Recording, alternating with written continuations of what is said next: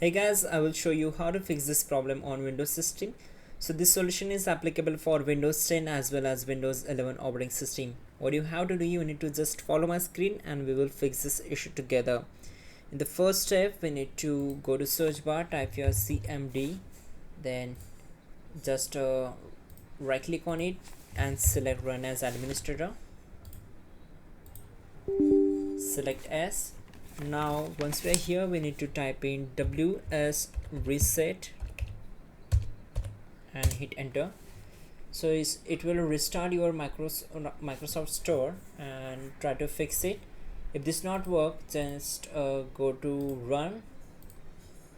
You can right click on the start icon and select run and type here wt, and we need to press Ctrl Shift Enter together to open PowerShell, Windows PowerShell with administrative privileges.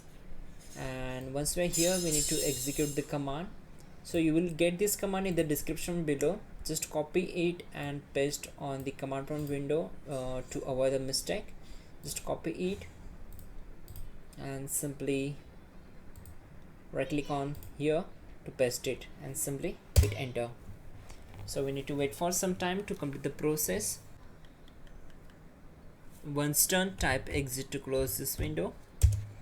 Again, go to search bar, type your CMD, right click on it and select run as administrator. Select S.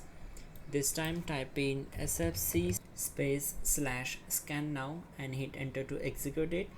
So this will take a lot of time, around 10 to 15 minutes, depends upon your computer configuration how fast it is.